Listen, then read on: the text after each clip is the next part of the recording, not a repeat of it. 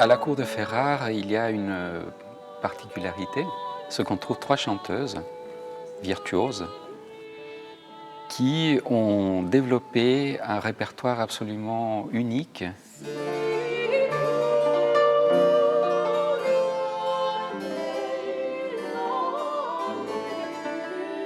La musique qu'elles interprétaient était surveillée ou gardée par le duc lui-même, qui était très jaloux de ces chanteuses et qui n'admettait pas que cette musique puisse être chantée ailleurs qu'à la cour de Ferrare.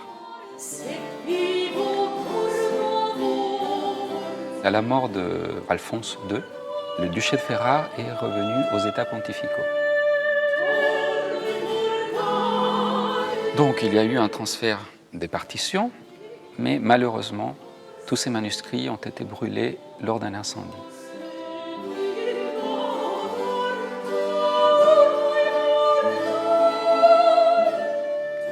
Le compositeur Luzzasco Luzzaschi a pu éditer à Rome en 1601 un recueil avec des madrigaux.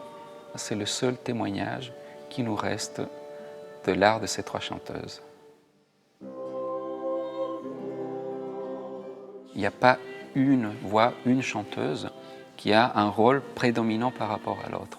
Et cet équilibre est présent dans toute l'œuvre de Luzzaschi. Je n'ai pas vu des partitions contemporaines de Luzzaschi qui atteignent ce degré de difficulté. D'ailleurs, lorsqu'on décrit cette technique vocale à l'époque, on imaginait comme les feuilles d'un arbre qui bougeaient très rapidement avec le vent, mais qui restaient quand même attachées aux branches et au tronc.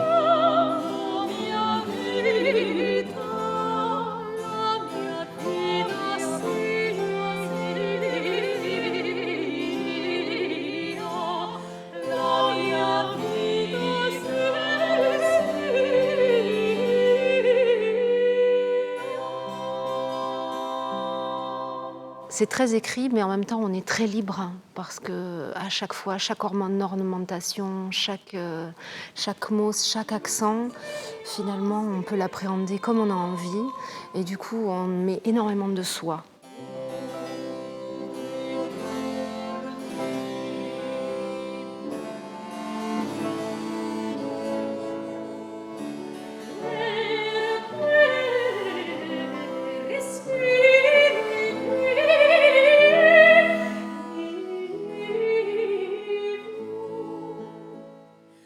Je suis la chanteuse qui chante la voix la plus grave dans le programme de ce Concerto delle Donne.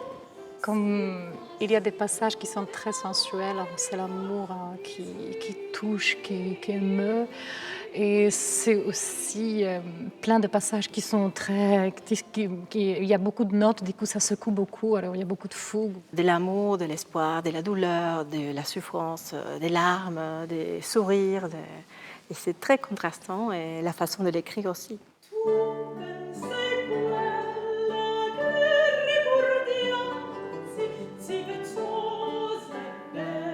Les passions humaines vont être représentées par la musique dans tous ces contrastes. Et au sein d'un même madrigal, on trouvera des moments d'une grande exaltation, d'une grande vélocité, d'une grande vivacité, et d'autres moments où la tristesse, l'abandon, la lassitude dominent. Et c'est à ce moment-là que je demande aux chanteuses d'avoir des sons très droits, très linéaires. Des moments qui doivent presque donner l'impression de glacer le son. Qu'on soit dans cette idée presque d'un gisant où la mort apparaît. J'ai une vision de l'œuvre, parce que je l'ai beaucoup travaillé, je me suis imprégné de cette œuvre depuis pas mal de temps déjà. Le défi aussi, c'est qu'une musique et un langage poétique du XVIIe siècle puissent être compris et entendus par des gens du XXIe siècle.